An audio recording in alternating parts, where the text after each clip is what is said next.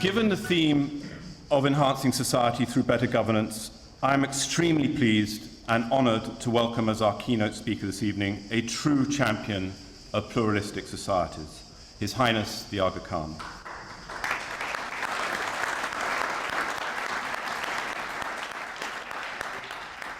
We at the International New York Times have collaborated on many endeavours, not least the forums of new diplomacy that we host together with the Académie Diplomatique Internationale, of which the Aga Khan, His Highness, is president. As the leader of the world's Ismaili community, His Highness and his superb team has worked globally towards the elimination of poverty, the promotion of secular pluralism, and the advancement of women. The Aga Khan Development Network he founded is one of the largest private development networks in the world, active in education, preservation, culture, the environment, health, and many, many other endeavours. Your Highness, we regard you as a good friend, and I thank you from my heart for being here this evening.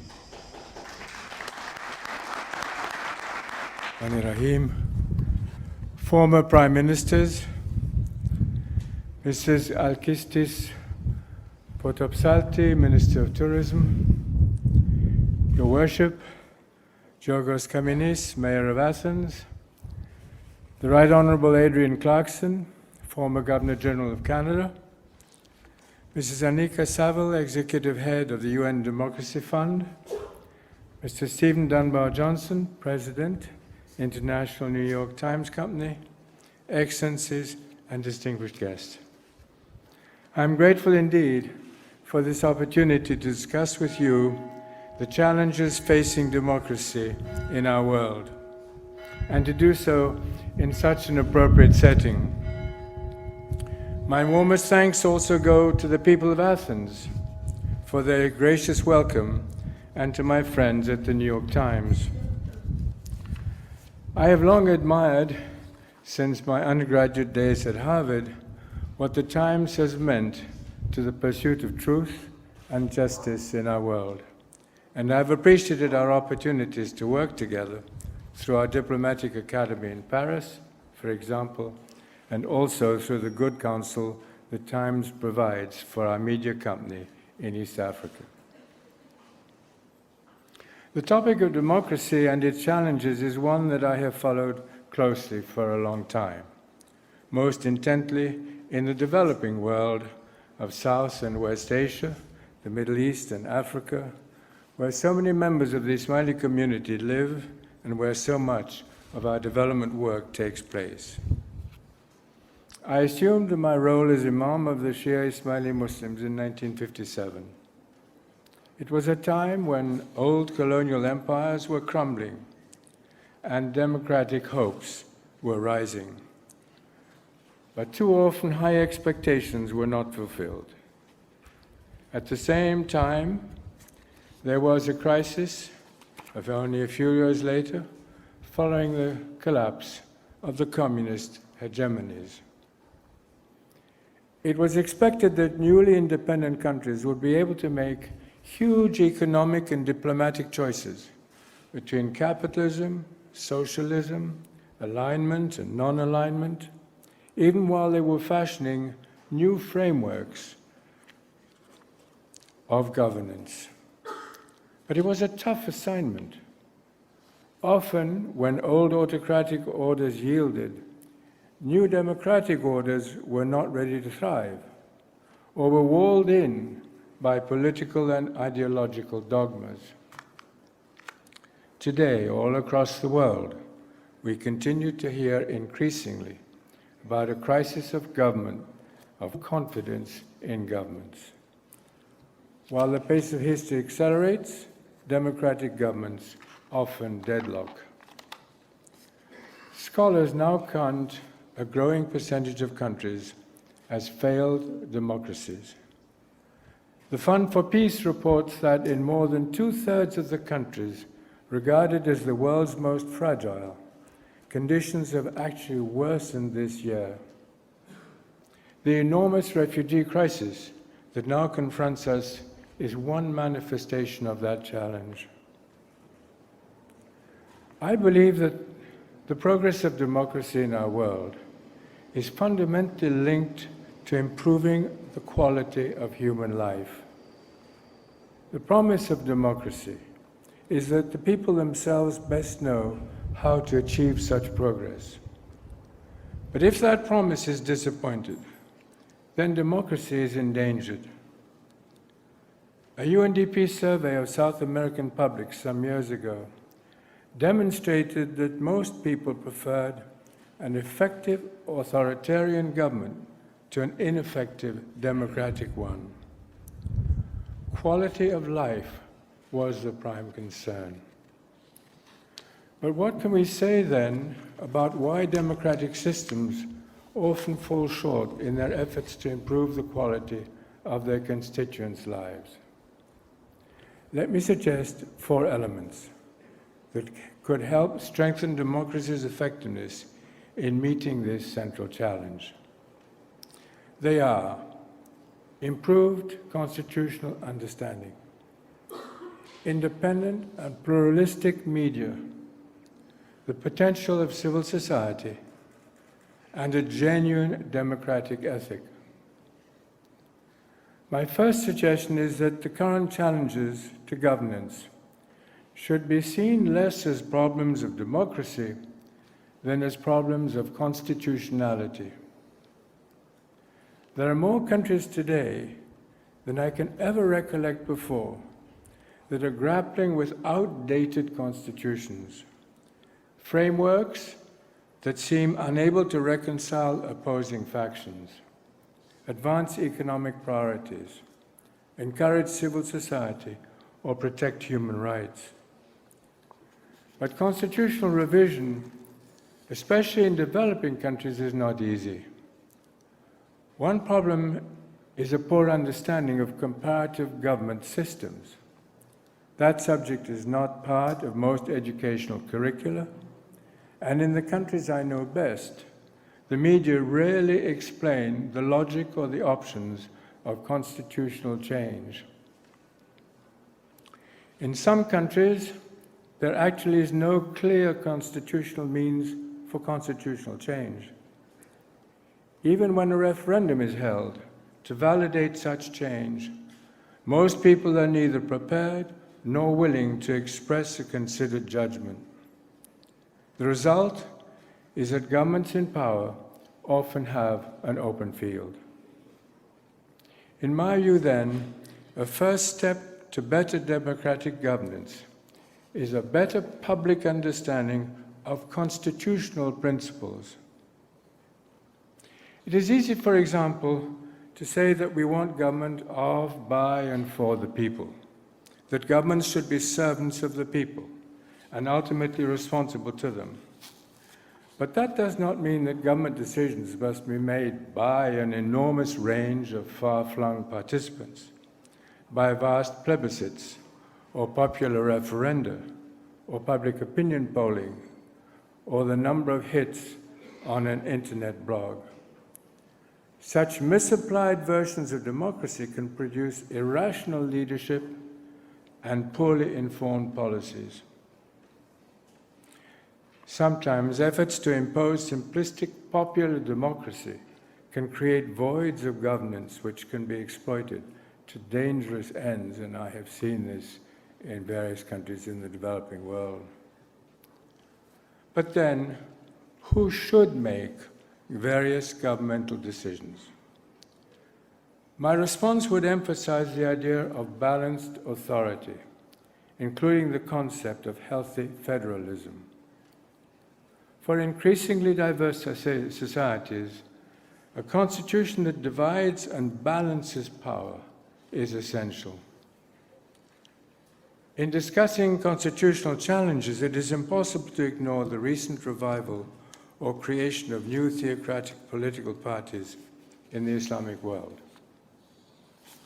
There, the question is how theocratical principles of governance can operate constitutionally in increasingly secular political environments.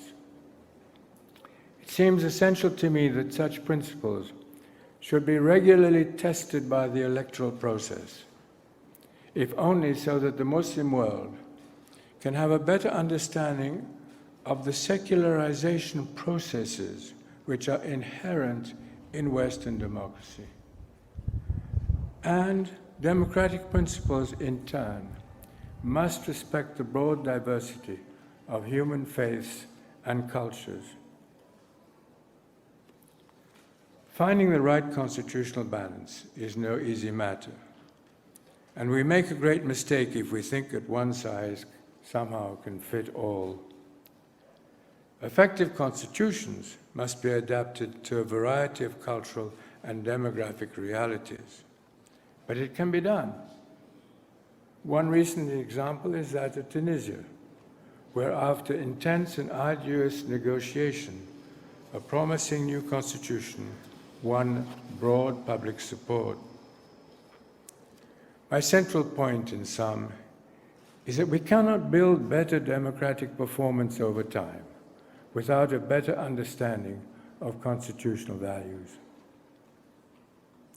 A second key variable for enhancing democratic effectiveness is the critical role of competent and independent media voices.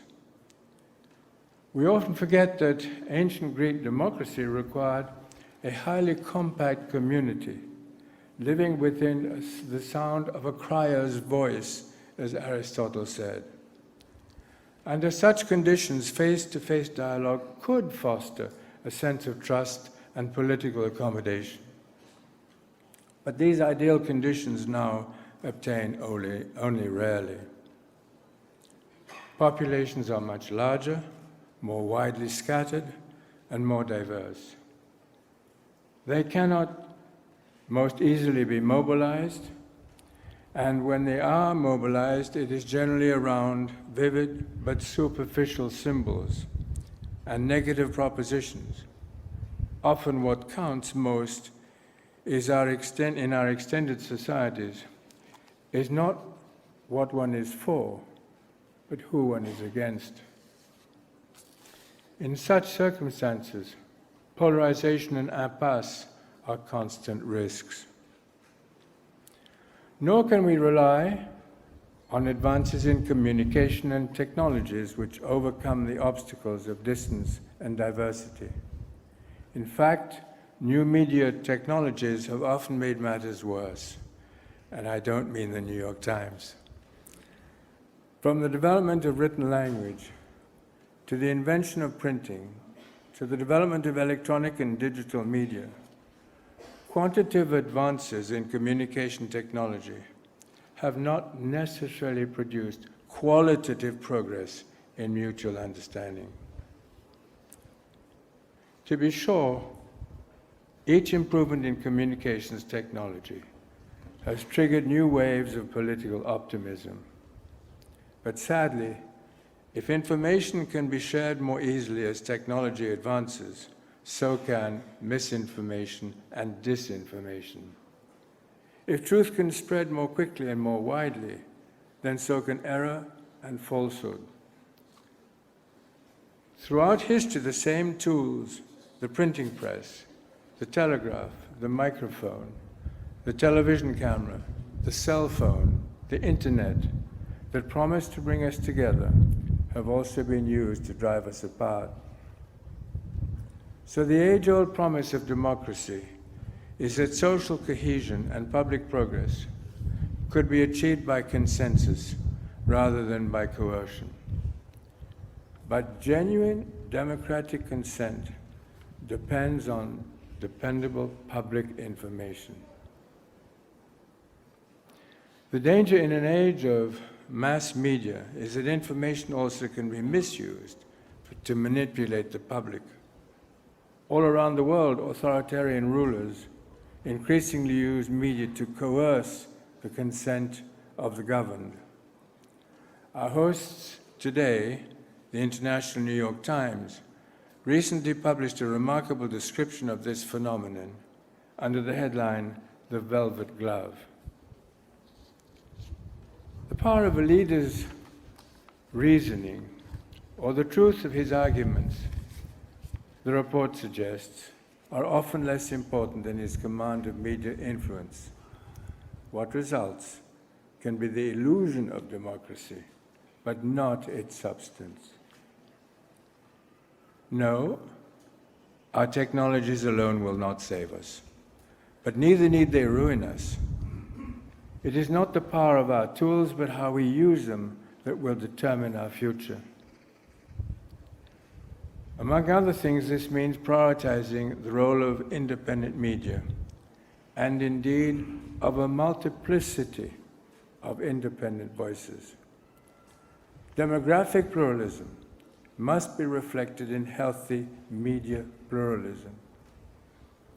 I mentioned earlier my own involvement in the African media scene as founder of the Nation Media Group. It was launched at the time of Kenyan independence, and for nearly 6 decades, media independence has been its watchword, a sine qua non for democratic health. This leads to my third observation. Government, while critical, can only take us so far. At a time of democratic disappointment, we must re-emphasize the immense potential of those non-governmental institutions that we call civil society. Too often our thinking is trapped in a false dichotomy. We talk about the public sector and the private sector, but we often undervalue a third sector, that of civil society. Civil society is powered by private energies, committed to the public good.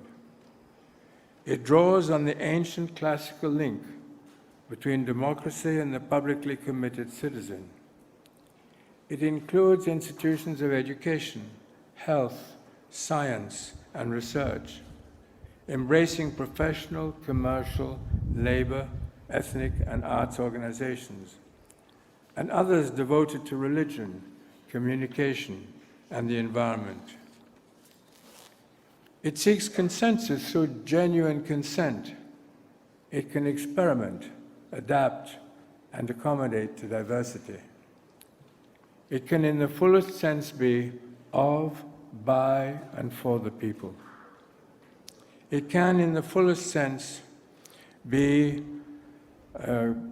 remarkable support, but only on condition that it is sustained, accepted, encouraged by government. Finally, let me mention a fourth concern that underlies this entire discussion: the central importance of fostering a democratic ethic. At the heart of a democratic ethic is a commitment to genuine dialogue to achieve a better quality of life, even across new barriers of distance and diversity. This means a readiness to give and take, to listen, to bridge the empathy gaps as well as the ignorance gaps that have so often impeded human progress. It implies a pluralistic readiness to welcome diversity and to see our differences not as difficult burdens, but as potential blessings. For any effective democracy is the capacity to compromise. Social order rests in the end either on oppression or accommodation. But we can never find that balancing point where the interests of all parties are recognized unless competing leaders and their diverse followers alike are committed to finding a common ground. That common ground, in my view, is the global aspiration for a better quality of life, from the reduction of poverty to quality longevity, built upon opportunities that will provide genuine hope for the future. Democracy can only survive if it demonstrates across the years and across the planet that it is the best way to achieve that goal. Thank you.